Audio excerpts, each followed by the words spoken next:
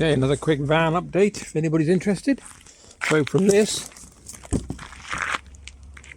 to this side window. We didn't film it for the simple reason why I don't know, because we've already done two. I thought we didn't want to bore anybody, so it's exactly the same as how we did the back, except the only thing I will point out when there's a car coming. I'm not going to point out there's a car coming, I'm pointing out there's a car coming. Anyway, so here, oh, you can't actually see, but the distance between here and the seed that I'll show you going round is always minimal. It's like that. So we had to sort of put a bead in the middle. So if anybody's interested, you put a bead sort of in the middle. Same with this, we had deadlock, so I had to fill the deadlock in. And we put a bead, we put two beads down here because it's quite a wide bit. And at the bottom here, we had a little bit more to play with. So I think the bead goes. We'll go have a quick look inside now, I'll show you.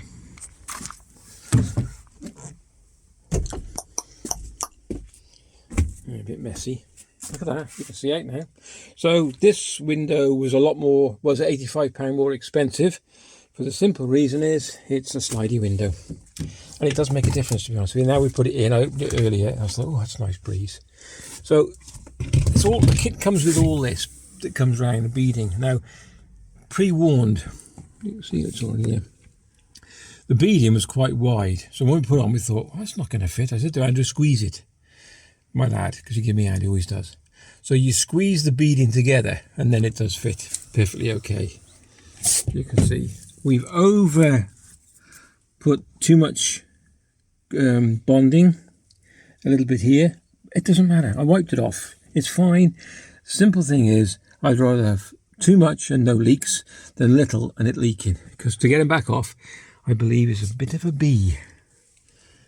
So you can see we've got a little bit more squelch out there. I don't care, it's absolutely fine, you know. This thing is on, it's on to stay. But you can see, I'd rather see that squeezing out than green algae and slime coming in. So that's the internal window. I'll take a step back so you can see that. Woohoo, chuffed with that. Now I've got to clean up, of course. Which someone did point out in the last video, you need to mask up inside and out so you don't damage the paintwork. Correct, and you're dead right. So I did mask up inside and out. Thank you for that tip. We did do a bit of masking on the last one, but we should have done more.